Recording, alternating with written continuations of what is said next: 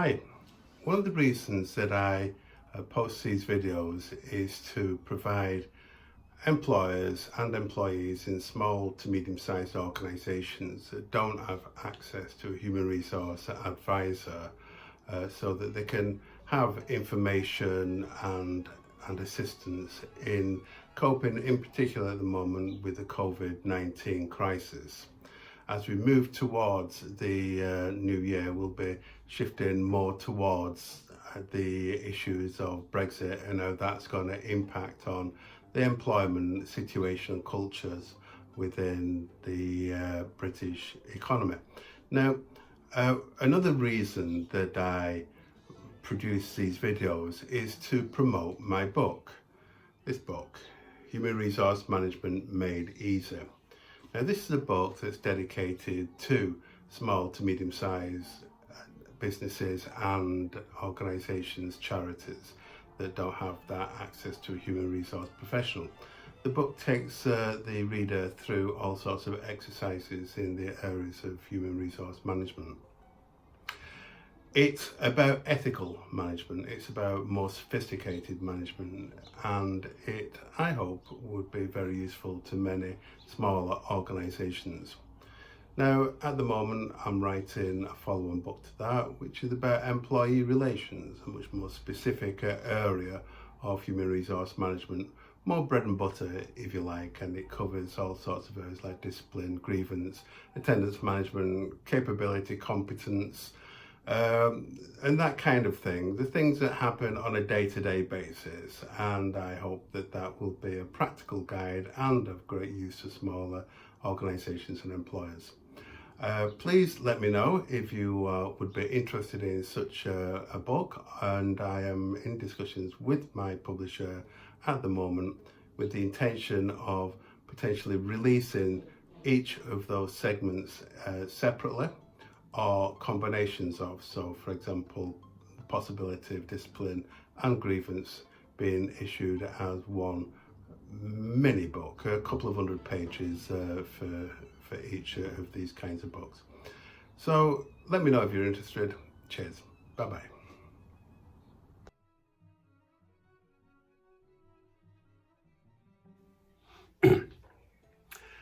Hi. I direct these videos towards the smaller to medium-sized businesses, companies, organisations and their employees because I feel that there is a gap in terms of HR advice that's available to such organisations. It's sometimes seen as an unaffordable luxury. But a large part of the British economy, a very large part of the British economy is made up of the smaller organisations and companies. And I think that it's important that the kind of advice that a larger organisation will receive is made available to the smaller to medium-sized businesses. Now, at the moment, the government is working to get people back into the world of work and get the economy back on track. And we know that it's going to be a difficult process. We know that. There have been some concerns raised about the lack of clarity and sometimes consistency within government advice at the moment.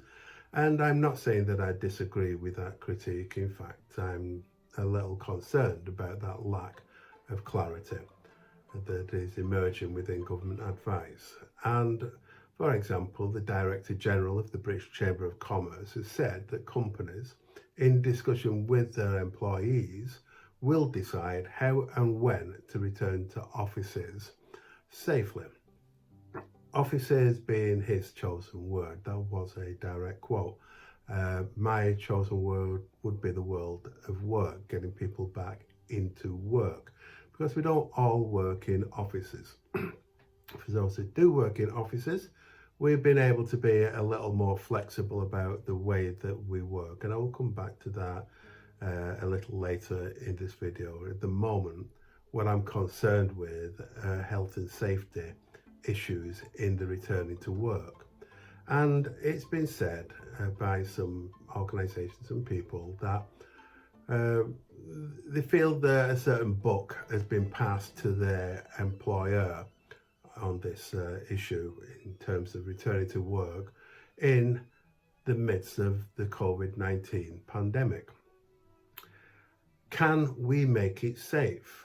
Well, since we do not have what are universally agreed to be clear and consistent guidance on this, I think we have to work with the tools that we've got. The first tool that I want to refer to is going to be the Health and Safety at Work Executives COVID-19 risk assessment. Now, this is just a quick glance at what that looks like, and it includes the identification of the hazard, the identification of who might be affected and how, and what control mechanisms can be put in place, and what further action do you need to consider to control the risk. It has within it the identification of the person or persons responsible to do those actions and when they should be done. There's a similar version of this, there's a similar risk assessment template issued by the Northern Ireland Health and Safety Executive, and it has an additional column which might be interesting to add to this particular risk assessment, and that includes a column that says when done, not just when it should be done. So it's like an action plan where you tick off that it's actually been done. So I think that it's important that employers, where possible, in fact it's always possible, that they download copies of those risk assessment templates and they use them. Make sure they apply very clearly to your organisation. Now, in a survey that was undertaken by the CIPD, my professional organisation, 82% of employers said that they would undertake such a risk assessment upon people returning into the workplace. But that leaves 18% that have not committed to doing that, not committed to undertaking a COVID-19 risk assessment. And I think that that should not be the case. We should easily have 100% on that. They're not difficult to complete. There's lots of guidance within the Health and Safety Executives pages on the website. They're easy to follow. Please follow them. It'll do you and your employees a lot of good. I want to talk a little about how important that is and how making sure that people that come back to work are coming back into a safe environment. Going back to the area of flexibility in work and working in offices, it's expected that offices will be able to work at 30 to 50% capacity. But if people can work from home, that should be encouraged as much as possible. Because not only does it help in terms of health and safety in work, it also helps reduce their carbon footprint on this planet by having people not having to drive into work. Because public transport is yet to come up to speed, I think, in terms of being able to get people into work. We can't go back to having crowded trains, crowded trams, crowded buses.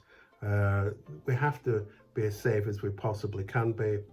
And getting people into work, keeping them off the road has got to be something of a positive in this as much as we can. So we address two problems in one go in some ways. But when people are working from home, there are psychological issues around that. They're working in isolation. They don't have the company of others, and work is in many ways a social action. You go to work, you meet people, you talk to people, even if it's just good morning, good afternoon, good evening, how are you doing? You are still interacting with people. Those little water cooler conversations, all these little things that make it a much more of a human environment that you simply do not get when you're working from home in isolation.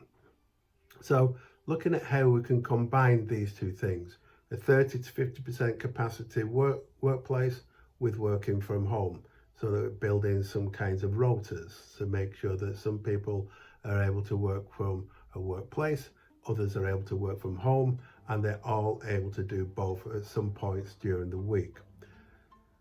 reduce that negative psychological impact and create that social environment at the same time. So that can't be a bad way of looking at it. Now, over the next couple of weeks, I'm going to look more at different kinds of ways of working for people because it doesn't always apply.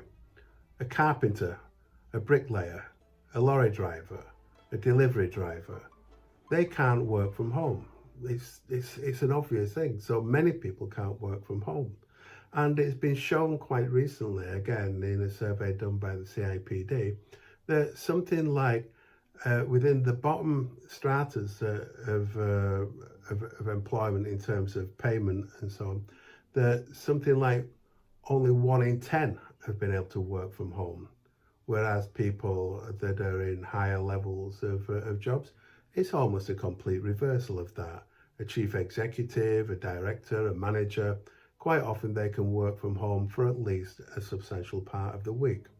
So looking at how we're going to get people back into work is going to be quite a challenge for us all to take it in the next weeks and months. But keeping people safe, that has got to be our priority. Now, one of the things I want to talk about and we'll be talking about over the next couple of weeks is engaging the workforce.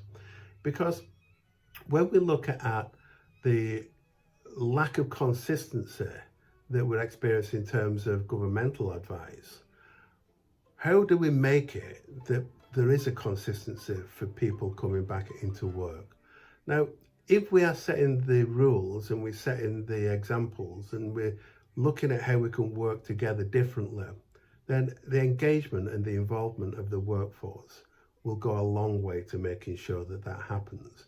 Because if you can build in one consistent to the way we approach returning to work and how we work and the flexibility of work and all these things, and that is going to be, then that should be engaging the workforce. From this disaster, we can gather up some new good practice in the way that we work with people and the way we as employers work with people, the way we as employees work with our colleagues and with our managements. So when we start looking at how we can come out of this, then working together, we will be stronger. Now, I want to say, some people will have seen in recent weeks that larger organisations like British Airways have undertaken the practice of dismissing many workers and re-employing them on less favourable contracts. Now, I think that we should all recognise that we are facing difficulties, but if we are to take such an approach to industrial relations, to employee relations, if we are going to take such a draconian and authoritarian approach to the way that we undertake these relationships with human beings, then I think that we're on a slippery slope to a very difficult and troubled future economic relationship between employers and employees. Now, I come from a background of trade union activity in the 1970s, and there was a lot of conflict at the time, and I was on the trade union side of that conflict. I can see how we can do things better without conflict. So why pick a fight when there is no need to pick a fight? Why pick a fight when we can get our way out of this much better by cooperation, by collaboration, by involving each other in how we get out of this? We will be stronger, we will be better. We can introduce good practice. Ethical employers, they're the ones that I want to benefit from my book, Human Resource Management Made Easy, and from these videos. So please, if you want to look at how to sack people overnight, employ them the next morning on a different contract, I can tell you how to do it. But to be honest, I won't. Now, I would like you to check the subscribe button on the YouTube videos. In this way, if you like these videos, if they're of any use to you, you'll get them straight away once they're produced. If you get these videos via my Facebook postings, then I would love it if you were to like and share the videos so that they get out to people who want to see ethical employment practices in the world of work for small businesses. And from that point, I would like to say thank you for watching, thank you for listening, and over the next few weeks we'll be doing a few more videos on returning to work into the new normal. Okay, cheers, bye bye.